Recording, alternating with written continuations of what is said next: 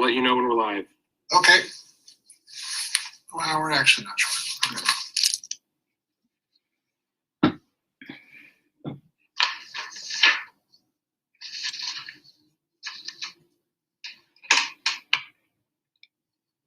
We're live.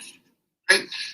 This is good afternoon, the House Judiciary Committee on Thursday, the 28th of January, 2021. Members and witnesses, make sure to keep yourselves muted unless I call on you to testify or to present your bill. We will be moving through 9 bills today. We have quite a few witnesses, so we're going to try and keep things moving. All the bills are 3 and 2 bills, so in other words, the sponsor gets 3 minutes, any witnesses will get 2 minutes. After I introduce the sponsor, I will announce who will be testifying in the same group as the sponsor. I'm usually just going right down the page of those people who have signed up. So with that, we're going to go ahead and start with Delegate Long's bill, House Bill 27. Delegate Long is here, and there are one person. It's just the delegate. Not to say that just the delegate isn't enough, but just to say that only the delegate is signed up. So Delegate Long, if you'd like to begin with 3 minutes, please. Yes, thank you, Mr. Chair and Vice Chair. Delegate, for the record, Delegate Bob Long, I'm here to testify on HB 27. This bill actually adds to existing law that deals with certain crimes, reportable crimes in schools.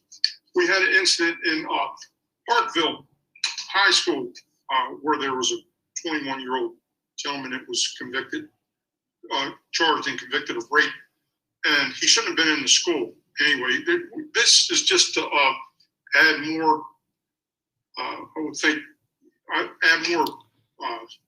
make sure that we're all aware of what's happening throughout the state. If right now, there's the only oversight is the local school board and the principal. And I believe that's part of what happened in the incident in Parkville. I believe you have 2 bills today talking about that incident also. And this would just give us more, we'll be able to make sure that these offenders that they're under the offense, there's a whole slew of reportable offenses. If they move from school to school, that does Maryland's, Maryland State Board of Elections. I still got to get used to talking. I'll be going after this Maryland's bill. Center for School Safety would be notified. After also, Delegate Bob Long, I believe I will be the second one. We don't want to have the same thing happen. Testify. What happened in Parkville. Hope you can stay with me. Make sure that if someone is a danger and inside a school, we want to make sure we. Thank you, everyone, who's joining now. Schools even safer. And again, this is just. I'll be presenting a very, very important bill before Judiciary Committee. Okay, that's the delegate's testimony. Are there any questions for the delegate? I don't see anybody waving at the screen. It's one, the Vice Chair. Thank you, Mr. Chair, and thank you, Delegate Long. I believe this is a reintroduction of a piece of legislation that was brought last year. Is that true? Yes, and what happened, because of what the circumstances with COVID-19, nothing happened with it. So that's why we're reintroducing it. It's very critical that we make sure that we have a safety net and protect our children. Did this pass last session? This didn't pass last session. Right. It wasn't even heard. Okay. Filed late. I think we've heard this issue a couple of times, and so is what you are asking this committee to do is that every type of reportable offense, just so that we're clear, follow that child to every single school to which they are enrolled. Correct. Okay. Do you think that that could possibly, do you know what the realm of reportable offenses are? Yes, I do. Okay. Do you think that that would have a disproportionate impact on minorities and children of color? No, I don't. This is not about color. This is about making sure schools are safe. Okay. I think in the past we've seen that this would in fact have a disproportionate impact, which might be why this committee has rejected this piece of legislation in the past. But thank you. Okay. I thought we pre-filed it late last year. I mean, with everything going on with COVID, it was definitely a mix of, anyway, it's not to disparage anyone. This is just to make sure that the rest of our schools are safe. No one wants to discriminate against anyone. Go ahead. For questioning. That's for sure. Okay, are there further I'll questions? just add in at the bottom of the delegate? oral docs document any answers. Delegate Bandari, you're unmuted. Make sure you mute yourself really quickly, please. Thank you. Any other questions for Delegate Long? All right, thank you very much, Delegate Long, for testimony, and that concludes the testimony for House Bill 27. We thank you very much. You bet. Now we have legislation from Delegates Bandari and Jackson, also on a similar issue, but I think it's a little bit of a slightly different issue. And this is House Bill 48. There are just two witnesses here to testify, and it'll be Delegates Bandari and Jackson. What we'll do here is, it's just the two of them. So what we're going to do is we're going to give the two of you 5 minutes combined. So if one of you goes long and the other one doesn't goes long, that would be great. You can fight amongst yourselves about the 5 minutes. All right, maybe get something exciting for us to deal with. I guess I don't know. But whoever would like to go first to present on House Bill 48, that would be great. I would like to go first. That'd be fine. Thank you. Thank you. Good afternoon, Chair Culpringer, Vice Chair Atterbury, and esteemed members of the House Judiciary Committee. I'm here today to present House Bill 48, Criminal Procedure Register Sex Offender Entry onto School Property. You have my written testimony on this legislation, so I will try not to be redundant. But for a little bit of background, this emergency legislation was submitted last year and cross-filed in the Senate. Essentially, a student was allowed to enroll at Parkville High School despite being on the sex offender registry for second-degree rape of a minor. Once back in school, he proceeded to victimize more young girls. He's currently in jail awaiting trial. On the Senate side, this bill passed through committee and eventually the full Senate voted to pass it. On the House side, we ran into some issues regarding federal guidelines in the Individual with Disabilities Education Act, which stipulates that children have the right to a publicly funded education until they are 21. So the district legislators spoke with Chairman Culpringer and we met with Delegate Lutke during the interim to try to find a way to prevent this from happening again while still complying with federal guidelines. And with this bill, we firmly believe we have found our solution. As it stands in Maryland, sex offenders need written permission, a waiver of sorts to be able to attend classes regularly. The offender at Parkville, I received that permission. This bill would rectify that issue, creating a statewide protocol for dealing with such issues and making it so that the offender would have to receive their education via MSD's Home and Hospital program or via a regional institute for children and adolescents. This legislation would be the first of its kind in the nation. Similar legislation that exists elsewhere, like in Alabama and Texas, essentially leaves the decision up to boards of education or the area superintendent, as opposed to instituting a statewide protocol like exists in our legislation. After what happened in Parkville, we feel that action in these instances should not be left up to discussion. What happened stunned me as a legislator and terrified me as a father of a student in Baltimore County. It left many in our community feeling the same way. I don't believe there is any opposition to this legislation. And with that, I urge your favorable report on House Bill 48. Delegate Jackson is here to testify on this bill as well. Thank you. Delegate Jackson, go ahead. Good afternoon, Chairman Culpringer, Vice Chair Atterbury, and members of the Judiciary Committee. For the record, I'm Delegate Carl Jackson here in support of HB 48. When I first learned from the news media that a registered sex offender was allowed to attend District 8's Parkville High School and had allegedly raped a fellow student, an underage girl, I was outraged. And to make matters worse was to learn that this individual was on the sex offender registry to begin with after being arrested and charged with second-degree rape and had pleaded guilty to second-degree assault in a fourth-degree sex offense in a prior case. To be clear, this situation should not have happened, and this bill before us today will ensure that it never happens. I'm here to ask for a favorable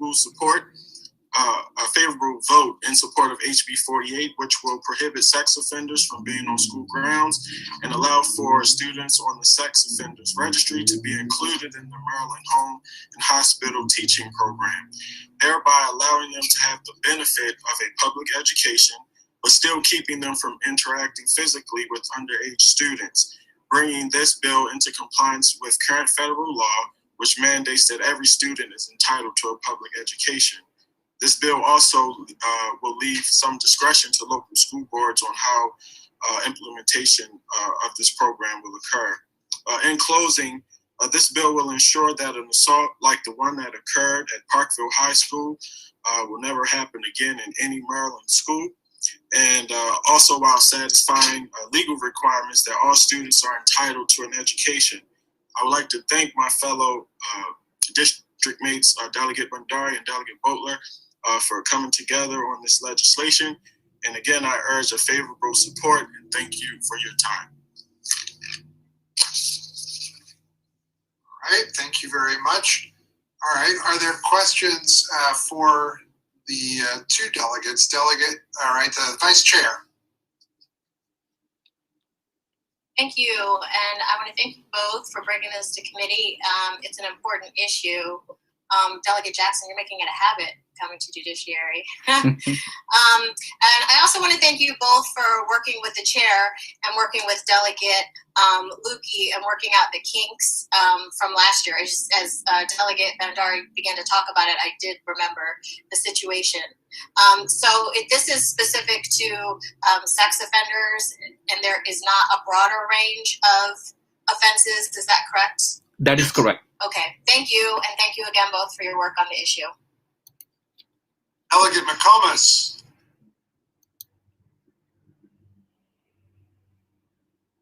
Okay, I'm getting better at this. Just a quick question for Delegate Bandari or Delegate Jackson. I know that the last bill that Delegate Long had, there was a concern that it might unduly affect minorities. I thought I'm just going to ask that about this bill. I think it's very needed, and I congratulate you on it, and it's bipartisan, but I'm just going to ask that question because I'm kind of curious what you have to say about it. Delegate Jackson, do you want to address that? Sure. I think, if someone ends up on the sex registry, I think that, it'll affect that person. I mean, if we want to judge the legal system, I mean, that's a whole nother issue. But in terms of someone being a registered sex offender, I don't think race would be an issue in this instance. A delegate, if I can add quickly, and they will be placed to home and hospital program or regional institute for children and adolescent as an educator. That's an excellent program, so they don't have to miss the school or anything.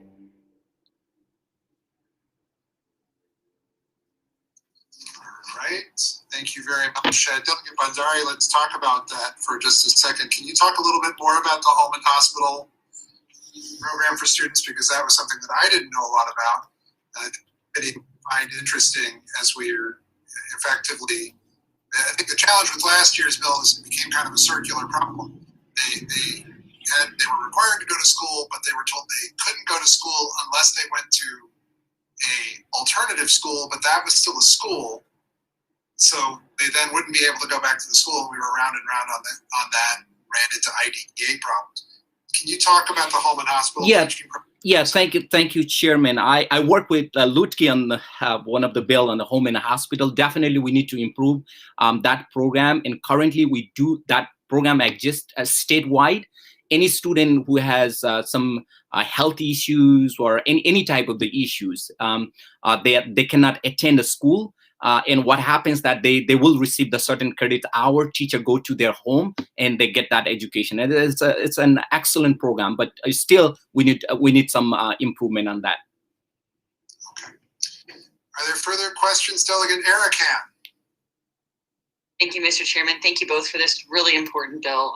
You know, I'm on the Baltimore County delegation, and that situation was horrifying.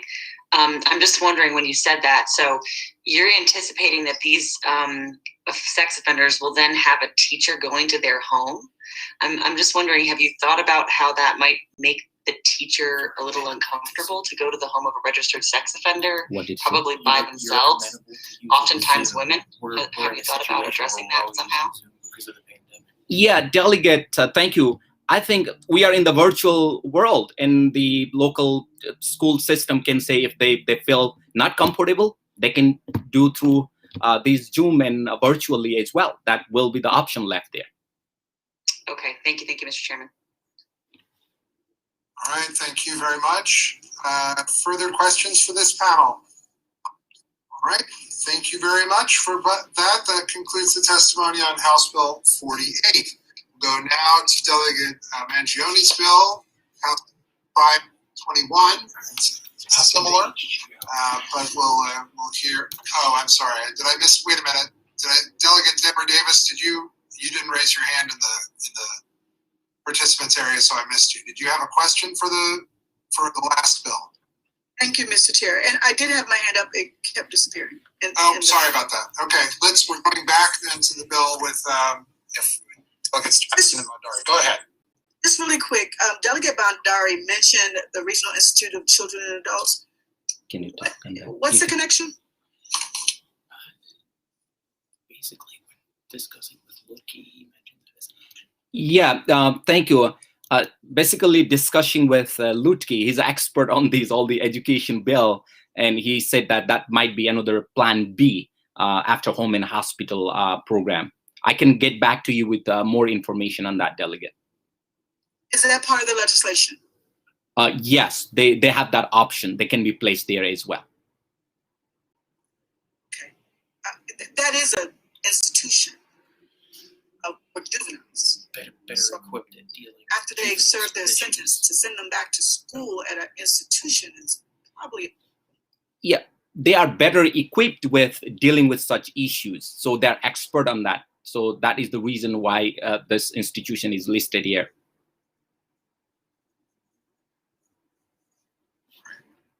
Are there further questions now on the last bill? All right, seeing none, thank you both very much. We'll now go again to Delegate Mangioni, and this is House Bill 521. Thank you, Mr. Chairman. HGO.